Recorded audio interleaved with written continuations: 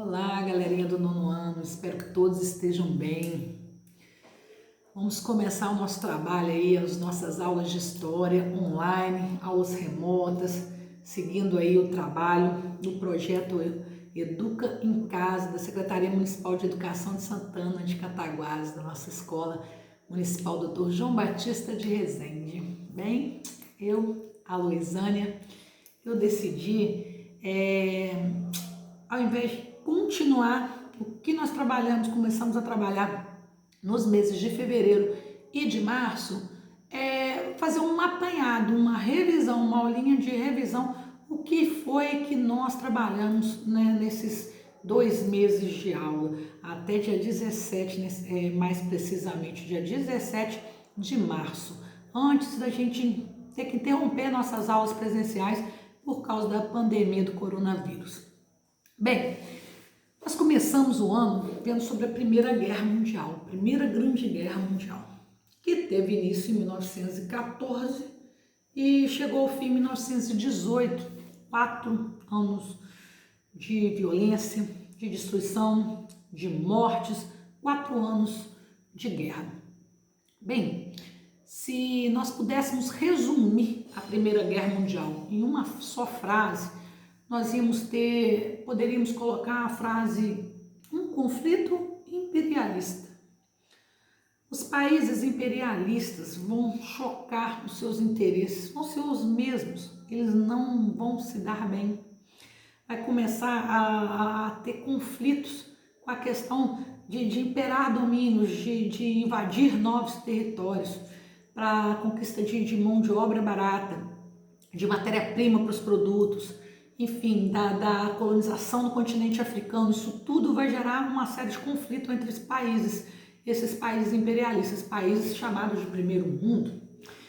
Bem, nós vamos formar blocos, sistemas de aliança. Nós vamos ter 2 tríplices. Nós vamos ter a Tríplice Entente contra a Tríplice Aliança. A Tríplice Entente é a formação de uma união entre, basicamente, os países chaves, basicamente,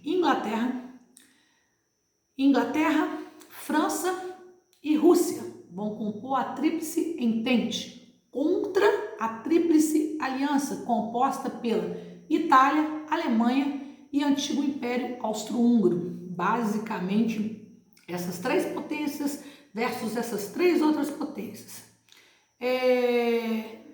Nós vamos ter a vitória da Tríplice Entente em 1918.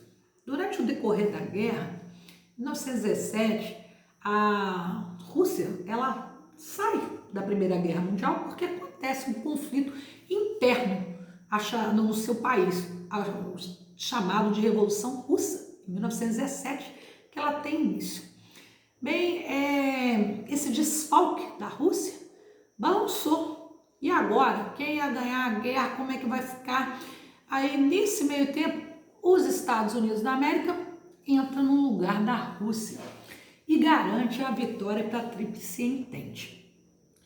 Então, em 1918, encerra a guerra e eles começam a escrever um tratado chamado Tratado de Versalhes.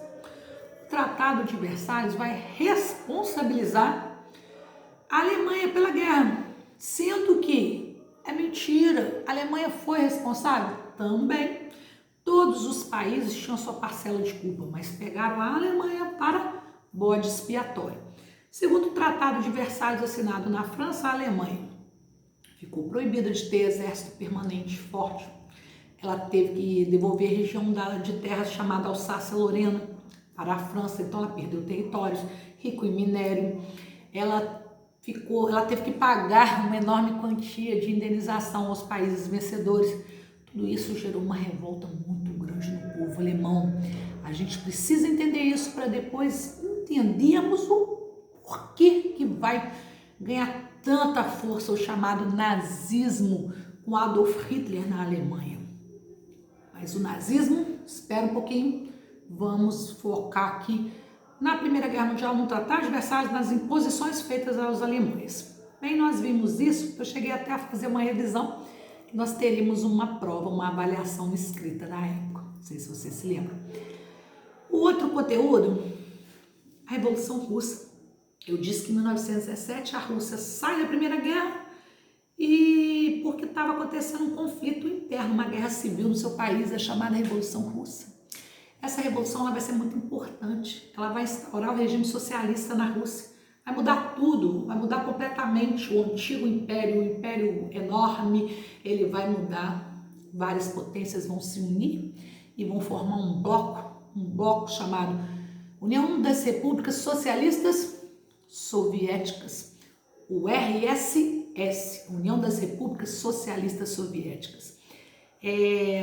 Ela vai trocar bandeira, vai trocar a forma de organização política e econômica. Nós vamos ter a liderança dela inicial aí, o Lenin, que era líder do partido dos bolcheviques, da maioria.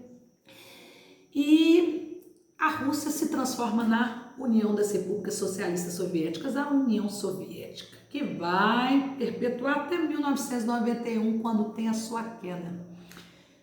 Que a gente vai estudar depois também, que eu vi em geografia com as aulas da Isadora. Ela começou a aula de vocês falando sobre o Muro de Berlim, a divisão da Alemanha em duas partes, a Alemanha Ocidental e a Alemanha Oriental, um capitalista e o outro socialista, um sob o domínio dos Estados Unidos, outro sob o domínio da União Soviética, na época da chamada Guerra Fria. Um dos símbolos aí, o símbolo mais marcante da Guerra Fria, sem dúvida, foi o Muro de Berlim. Bem, gente, vendo esses dois fatos aí, que é lógico que tem muito mais coisas envolvidas, a Primeira Guerra Mundial e a Revolução Russa, nós vamos partir desses dois conteúdos para depois, dar continuidade às nossas aulas. Beijão, qualquer dúvida, é só mandar um zap. Beijo.